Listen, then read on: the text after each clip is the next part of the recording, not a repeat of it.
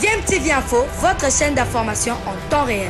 La politique, la santé, le sport, les faits de société, la musique, les rumeurs et bien plus encore. Vous découvrirez cela dans notre chaîne DMTV Info.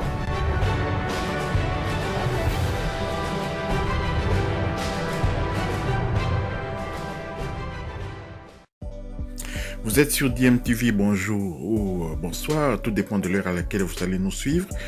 Tout le plaisir pour nous de vous retrouver, surtout de vous savoir nombreux en train de suivre votre chaîne DMTV.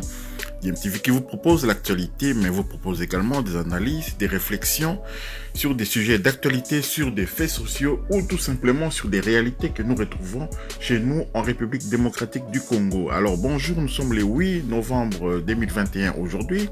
Et nous allons une fois de plus parler des éliminatoires de la Coupe du Monde Qatar 2022 que la RDC va disputer la 5e et la 6e journée contre la Tanzanie et contre Madagascar.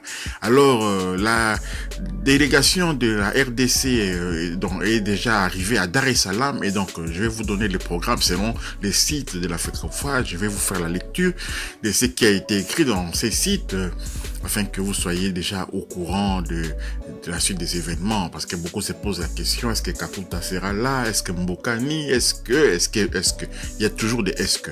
Alors la RDC doit absolument gagner, vous savez, hein, les deux matchs qui nous restent dans ces éliminatoires, dans la phase de poule du moins.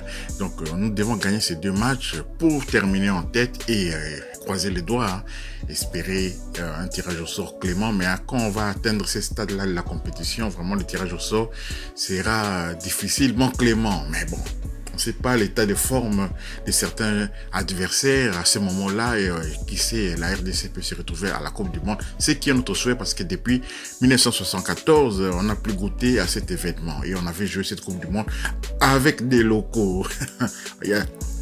C'était une équipe presque à 100% constituée des locaux, hein, qui avaient joué cette Coupe du Monde 1974. Et donc, certains pays qui s'aventurent à se moquer de la RDC parce qu'on avait attrapé des scores fleuves dans cette compétition doivent savoir que nous, on avait joué avec des locaux.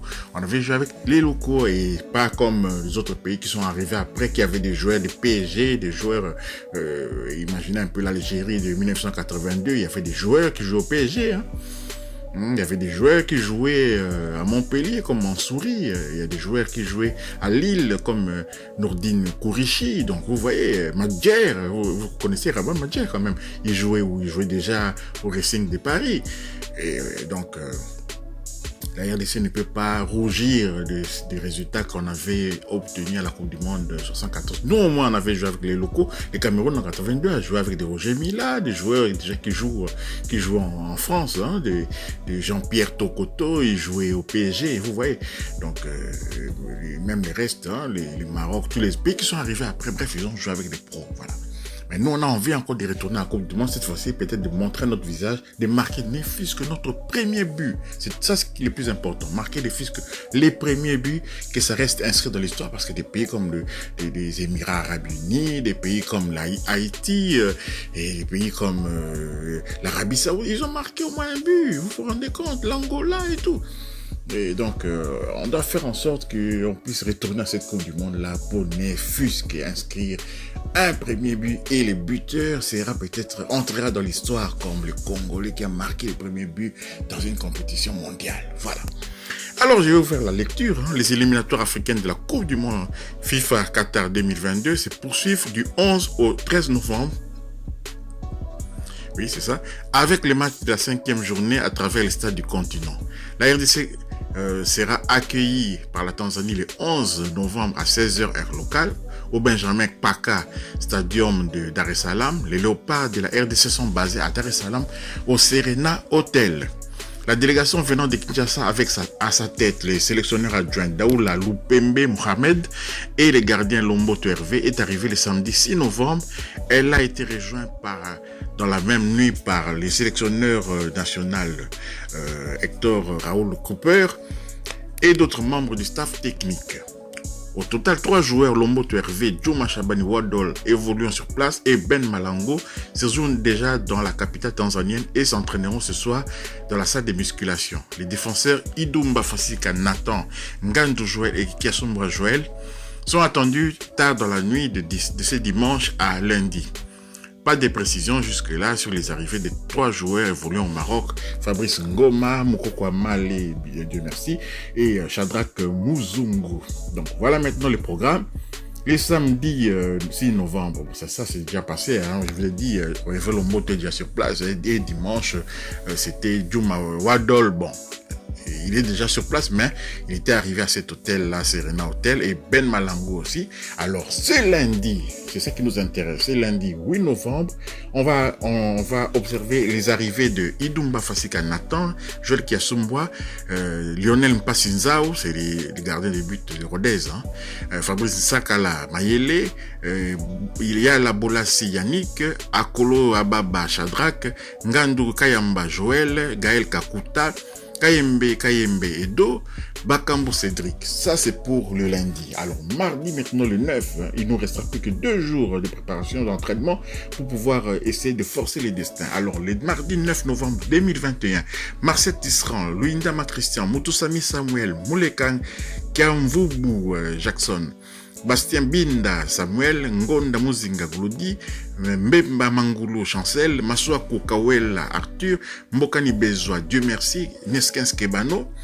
Et maintenant, il y a encore Mukoko Amali Dieu merci, Fabrice Ngoma Luamba et Shadrack Muzungu, les 3 Marocains, donc 3 qui viennent de la Botola, le championnat marocain, ils vont arriver mardi. Donc voilà l'armada, notre armada qui va essayer, pas essayer, mais doit absolument, nous avons la foi, doit absolument remporter ces 2 matchs-là afin que les Congolais puissent passer l'hiver au chaud, passer quand même les fêtes dans les bonnes conditions. Je ne sais pas si ces éliminatoires vont se terminer avant les fêtes ou pas.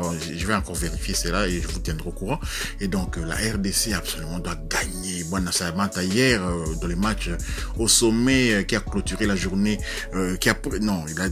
dimanche dernier, le match qui avait eu lieu à 18h30 heure de Bruxelles entre le Royal Antwerp et le Sporting Club d'Anderlecht, et Bonali Samata était sur le banc de touche et il est entré dans les ultimes minutes. Vous voyez quand même qu'il n'a pas beaucoup de temps de jeu, hein, il n'a pas beaucoup de temps de jeu, mais c'est aussi un couteau à double tranchant parce qu'il est frais, il va être frais. Et donc quand il joue dans son équipe nationale, ces joueurs se transfigurent, hein, il devient comme une bête sauvage capable de frapper à tout moment. Samata, c'est un danger permanent, ça je peux vous le dire. Bwana Samata est un danger permanent qu'on doit surveiller, et dans nos analyses peut-être de demain ou juste avant le match, on va encore faire un peu le portrait des autres joueurs dangereux de cette formation tanzanienne, hein. Je peux vous citer le Simon Chouva, là, il est très dangereux, c'est quelqu'un qui tire de loin, qui n'hésite pas à tirer. Si vous voyez rien que la compilation de ses buts dans le championnat marocain avec son club du WAC de Casablanca, vous allez vous rendre compte que c'est un joueur qui bombarde donc à chaque position. Et d'ailleurs, Joël Kiassombwa, on a fait les frais, donc il avait encaissé un but incroyable, et on avait tendance, les gens qui ne connaissent pas vont reprocher à Kiassombwa ce tir lointain, mais le type est coutumier édifié parce qu'il est parti au Bénin, il a reproduit la même chose, hein. Donc et c'était même un peu plus excentré que Kiassombwa. Il était à l'entrée de la surface de réparation et il a fusillé les gardiens béninois, vous avez vu, et le Bénin a perdu 0-1. Donc Ntouva, c'est quelqu'un à surveiller, il faut pas le mettre en position de tir, il faut éviter qu'il puisse tirer. Et il y a encore le jeune joueur que j'aime beaucoup là, qui joue à Young Africa. Il est un joueur, le métronome là au milieu du terrain. Et c'est Faisal Saloum. Lui aussi, il tire de loin. C'est un joueur d'ailleurs qui avait marqué, je pense, contre Madagascar, encore dans les matchs que la Tanzanie s'était imposée à domicile.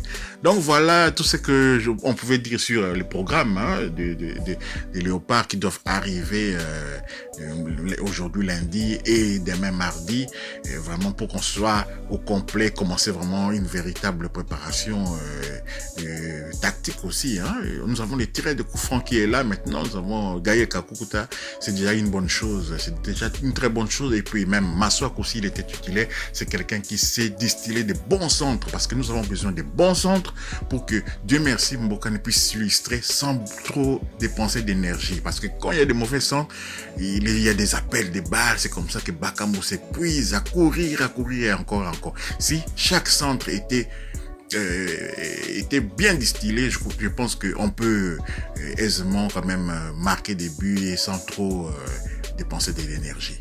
DMTV vous remercie de votre attention. Donc, si vous avez aimé, partagez, likez, abonnez-vous et n'oubliez pas d'activer la petite cloche des notifications qui vous permettra d'être alerté dès qu'on mettra une prochaine vidéo. DMTV vous dit merci et au revoir.